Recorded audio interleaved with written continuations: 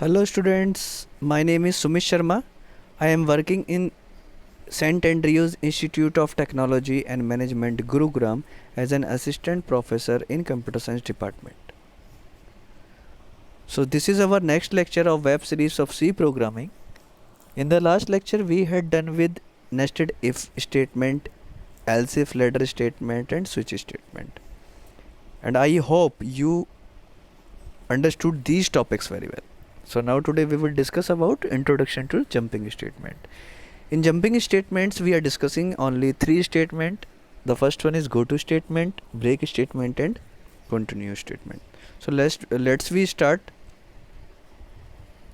So first of all, what is jumping statement? So jump statements are used to interrupt the normal flow of program. But in decision making it was talking about a normal flow of diagram, but in a jump statement, jump means switch from one place to another place directly without follow the normal flow of program. So basically jump statements are used to interrupt means to create disturbance, interrupt the normal flow of program. Okay, it is also called unconditional control transfer statement. Okay, so jumping statement are also called unconditional control transfer statement. So these statement transfer control unconditionally. That means control is transferred without any condition. So here we are discussing about jumping statements. So I already told you that we are discussing about only three jumping statements here: go to statement, break statement and continue statement. So the first statement of jumping statement we are discussing about. The first one is go to statement. So what is go to statement? The go to statement is a jump statement which jumps from one point to another point within a function. That means in a function we can jump from one point to another point by the help of go to statement. So in other words, we can say that the go to statement is used to transfer the control unconditionally from one point to another point in the program. Okay, as shown in diagram, we have a flow diagram in which start, then statement 1, then statement 2, then statement 3. By the help of go to label, the statement 1 is directly switched to the statement 3 and stop. There is no usage, no flow. The flow is basically is 1 to 3, but by the help of go to statement it is interrupted and directly 1 switch to 3. There is no usage of statement 2. Okay, so in next slide we are discussing about the syntax of a go to statement. Basically go to work as a keyword and label means we mention label is an identifier. So basically if we use any identifier in the place of label, okay, then next one is label, where we can define the work of a label, work of an identifier. So in the given syntax, the label is an identifier. When the control of program reaches to go to statement, okay, when the control of program reaches to the go to statement, the control of the program will jump to the label directly and execute the code after it. Although it may not be essential to use the go to statement in a highly structured language like C, but there may be occasions when the use of go to is necessary. Okay, the go to requires a label in order to identify the place where the branch is to be made, and we already discussed that label is an identifier. So label is any valid variable name and must be followed by a colon. The label is placed immediately before the statement where the control is to be transferred. The label can be anywhere in the program, either before or after the go to label statement. During running of a program, when a statement like go to begin is met, the flow control will jump to the statement immediately following the label begins. This happens unconditionally. So goto breaks the normal sequential execution of the program. If the label colon is before the statement goto label, the jump is known as backward jump, and if the label is placed after the goto label, the jump is known as forward jump. Okay. In the next slide we have an example. So here it is an example of goto statement. So basically we have a code that means void main is a function. So void main in which printf statement 1, printf statement 2. What is the meaning of printf? Printf means to print the statement. So printf statement 1, printf statement 2, printf statement 3, then go to last, then printf statement 4, then printf statement 5, and last printf end of program. So the output is statement 1, 2, 3 and end of program. Why? Because when the compiler enter in the main function, then statement 1, statement 2 and statement 3 is printed, executed. After that goto statement is executed, and goto has a variable, has a identifier last, then it directly jump to the last label, not executed statement 4 or 5. It just skip, because goto is a jumping statement, so it directly after print the statement 3, it directly jump to the last, and after the last only printf end of program. So this is the output of the program. Okay, so you understand what is the use of goto. Next one, and next slide. In last lecture we already discussed about break. So here we are discussing about break statement in detail. Basically the break statement is used inside a loop, or in last lecture we use break statement in switch statement. Okay, so when the compiler finds the break statement inside a loop, so compiler will abort the loop and continue to execute statement followed by loop. Basically a break statement terminates the execution of the loop. Abort means terminate. So basically a break statement terminates the execution of the block loop, and the control is transferred to the statement immediately following the loop. It can be used within a for, while, do while or switch statement, anywhere where we can put break, then it directly terminate or abort the loop. Okay, the break statement is used to terminate a loop or a sequence of statements in a switch statement. With the help of break statement, the programmer can exit the loop even when the associated loop condition is true. The break statement is written simply as break and semicolon. We are talking about the syntax. So in next slide we have a switch expression. We already discussed about the switch statement in last lecture. So similar way we have a switch statement expression. If expression is true for condition 1, then statement 1 is executed, then statement 2 is executed, and so on up to if the all conditions becomes false, then statement n means default execution will take place. So in the given diagram, in a given syntax, each group of statement ends with a break statement to transfer control out of the switch statement. The last group does not require a break statement since control will automatically be transferred. So to transfer the control we will use break statement.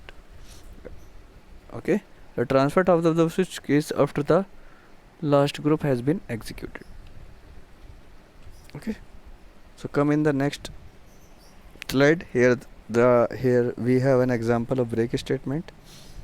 So we have a main function in which we initialize the value of a is equal to 1, and we are using the while statement. So while a less than equal to 10, if the condition is true, then inner part of the statement block will be executed. So according to the value, according to the condition, the statement is true. That means we know that a is equal to 1, and we know that the condition is a less than equal to 10, means up to 10 the a is already true. So the first condition is true. Then again the inner part of the while condition, if a equal to 5 then break, if not equal to 5, here we can use while statement, we are using while statement, we are using simple if statement, we are using break statement. Okay, so in this case the first condition is true, while means 1 is less than equal to 10. We already know 1 is less than the less than 10 value, so it comes in inner part of the inner part of the statement. So if a is equal to 5, a means 1 equal to 5, no, so it does not break, it directly print the statement 1, statement a means 1, so output is statement 1. Then it is incremented. In the last unit we are discussing about increment or decrement operator. So a plus plus means plus 1 value is increased in a. So right now a is equal to 2. Then again while condition is true because 2 is less than 10, and come in a inner part, if 2 less equal to 5, no break is not executed because condition is not true, if is not true. Then again print statement 2, then again post increment value, so a 2 is equal to 3, then again condition 3 is while is true, then up to a is equal to 5, statement 1 2 3 4 printed. Okay, then after print the statement 4, the value of a is 5, though the condition while is true, 5 is less than 10, but when it goes inner part of the body, then if a means 5 equal to 5, yes, condition is true, then break statement is automatically executed and it abort the execution. That's why statement 5 is not executed and directly print end of the program, because up to the condition is true while condition is executed, but if condition is true 5 is equal to 5, then abort the program, about the loop by the help of break statement and directly print the end of the program. So statement 1 and 4 is executed and after that directly put end of program. Okay, so the next one is continuous statement. So what is continuous statement? So the continuous statement is also used inside loop. When compiler find the break statement inside a loop, compiler will skip all the following statement in the loop. We know that in last example we saw that when the break statement inside a loop is already found, the compiler will skip all the following statement in the loop. But when we found continuous statement, then it resume the loop. So this statement is used within a loop body. The continuous statement takes the control at the beginning of the loop. When continuous statement found, then it directly transfer the control to the beginning of the loop. When applied with do or while loop, the condition testing take place with for loop next iteration take place. Okay, the loop does not terminated when a continuous statement is encountered, but when the break the loop terminated when break statement is encountered, but when the continuous statement is encountered, the loop does not terminated.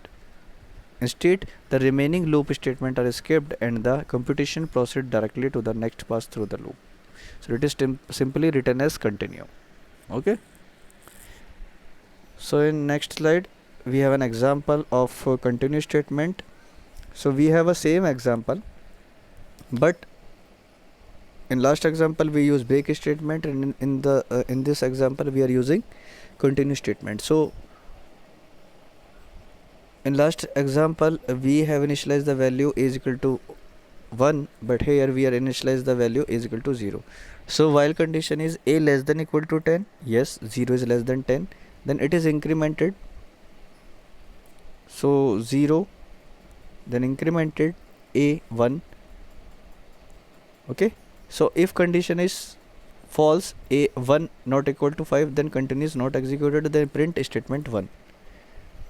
Then it is incremented 1, then again the while condition is false, 1 less than 10, the 1 incremented by the help of post increment operator, then a value is 2, a equal to 5, no, 2 is not equal to 5, then again continue statement is not executed, then print statement 2 by the help of this up to the value of a statement is 9, a is 9, it is true. When it comes inside the loop, then automatically comes to 10. Okay, then 10 equal to 5, no. When a is equal to 5, the statement is missing, means statement 4, as you saw in output, after statement 4 statement 6. Why?